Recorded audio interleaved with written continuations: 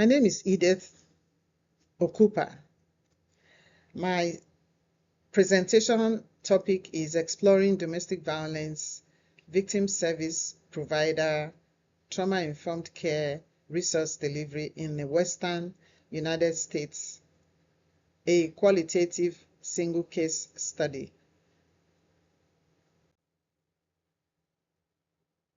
The agenda for my presentation is as noted on the PowerPoint.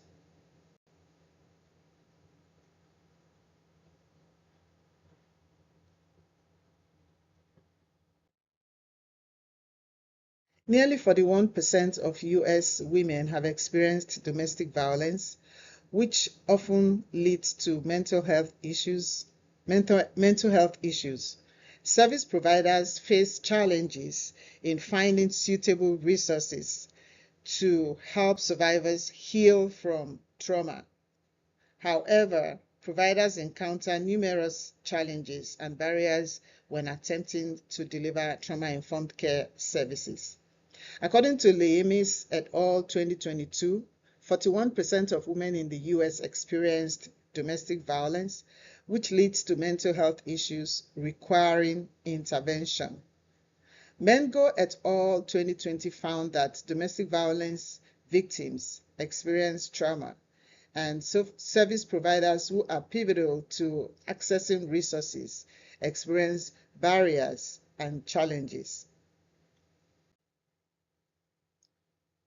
I reviewed existing literature to describe the background of domestic violence advocacy, key legal milestones in domestic violence advocacy, key personnel and their domestic violence services capabilities, barriers to domestic violence victim resource delivery, and successful domestic violence victim resources delivery strategies and initiatives. The purpose of this qualitative, holistic, single case study was to explore domestic violence victim service providers' trauma-informed care resource delivery experiences in the Western United States. Two research questions guided this study. They are: how do domestic violence victim services providers describe their abilities to provide trauma-informed care resources to their clients in the Western United States? The second question was: how do domestic violence service providers describe the constraints and opportunities they experience while delivering trauma-informed care resources to their clients in the Western United States? I used the Substance Abuse and Mental Health Services Administration trauma-informed care model to guide data collection and analysis. The 6 key components of this model are safety, trustworthiness and transparency, peer support, collaboration and mutuality, empowerment, voice and choice, and cultural, historical, and gender issues. These components serve as guiding principles for organizations and providers working with individuals affected by trauma. Methodology. I used a qualitative, holistic, single case study to delve deep into data collection and analysis. I chose a qualitative single case study to align with my research objectives and explore real-life issues in natural settings. So I explored perceptions of providers to get in-depth insights into their trauma-informed care delivery service. Participants' perspectives contributed to understanding the complexities of the case. The small sample size, 5 participants that I interviewed, enabled focused, in-depth analysis of individual and collective experiences. Domestic violence victim service providers were my participants. These participants provide a comprehensive range of victim services in a Western U.S. city. I interviewed 5 adult females with 6 to 35 years experience working with domestic violence victims. I collected data using semi-structured individual and focus group interviews to explore participants' abilities, constraints, and opportunities experienced during their trauma-informed care delivery. So, findings. Finding number 1, protocols and training support safety. So participants' agencies take proactive steps to ensure safety. The second finding was commitment to promises foster trustworthiness and transparency. So organizations provide trusting environments and encourage honesty and clarity. The third finding was peer support tools enhance domestic violence resource delivery. So providers with lived experiences use their choices to mirror clients' voices. The fourth finding was limited funding practices hinder collaboration and mutuality.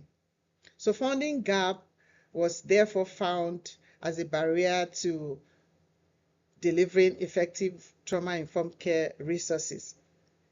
The fifth finding was survivor-centered approaches promote empowerment, choice, and voice and choice. So DV agencies use the voices of those with lived experience and comprehensive training to enhance trauma-informed care delivery. And the final finding was culturally informed practices mend cultural, historical, and gender issues. So it is important that domestic violence programs reflect the people they serve to improve engagement. So I integrated my findings with the literature that I reviewed. I compared my findings with existing literature to position my study among others in the field. For example, I found that DV service providers use safety protocols and training to maintain workplace safety, which converges with Bailey et al. 2020 and Mefodeva et al. 2020, who found that safety is a cornerstone of trauma-informed care and must be practiced in service environments. However, Bailey et al. 2020 argued that trauma-informed care is sometimes delivered in unsafe environments. Another example, peer support tools were found to enhance resource delivery according to Kirst et al. 2017. However, Kirst et al. Cautioned that standardized organizational environments can dilute the core values of peer support. Furthermore, my study also found funding practices limit domestic violence providers' abilities, which aligns with Mengo et al. 2020, who found funding restrictions constrained coordination, weakened service delivery, and negatively impacted client outcomes.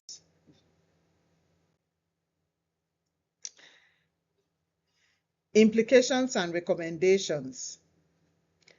So I identified 3 groups that I will be sharing my findings and recommendations with. The first group is grant-making organizations. The implication is limited funding reduces trust. Collaboration expands access. Funding affects care quality. Effective collaboration requires commitment. And my recommendation to the grant-making organizations is structure funding to strengthen integrated care and trauma-informed care outcomes. The second group is nonprofit domestic violence organization administrators. The implication for them is survivor-centered care, boost empowerment and choice. Targeted training builds emotional connection and advocacy. Supportive environments improve trauma-informed care delivery. Ongoing skill-specific learning is essential. So also is organizational support that strengthens provider confidence and decision making. And my recommendation to them is that they strengthen survivor-centered care through targeted training. The next group that I'll be sharing my findings and recommendation with are DV service providers. The implication for them is survivor-led holistic care builds trust and improves outcomes. Emotional connection drives empathy, cultural sensitivity, and self-awareness. Transparent, inclusive practices are essential for effective, quality-focused, trauma-informed care. And my recommendation to them is that they provide holistic, survivor-led care to build trust through empathy, honesty, and clear expectation.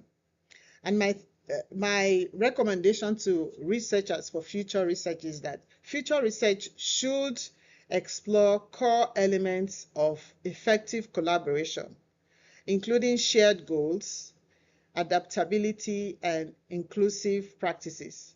Future research should explore trust-building strategies like consistency, transparency, and vulnerability. Like every research, I had three key limitations. The first one was time constraint. I had only 3 months between data collection and the next academic term, which made scaling interviews challenging. To address this, I remained flexible, meeting participants at convenient locations like the library and conducting Zoom interviews when in-person meetings were not feasible. The second limitation was recall bias. So some participants were survivors, which may have affected the accuracy of their memories and interpretations of past events. To mitigate this, I asked them to describe their experiences and organizational strategies multiple times during the interviews to promote consistency and depth. The third limitation was resource limitations. So work obligations and lack of unpaid time prevented some potential participants from joining the study. To manage this, I selected individuals who had the time and capacity to participate and conducted most interviews virtually following an initial in-person meeting. Brief overview of distribution plan.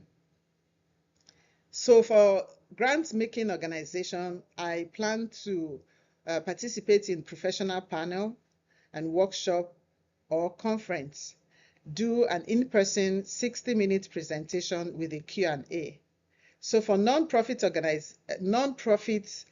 domestic violence organization administrators, I plan to participate, maybe organize a workshop and 2-hour training for staff and the administrators. It could be a hybrid 60 minutes presentation with a Q&A, or provide handouts with summary of findings and recommendations. The third group are domestic violence service providers. So with them, I would organize a webinar or a hybrid 1 to 2 hours training discussion. I would also provide a pamphlet and a toolkit with detailed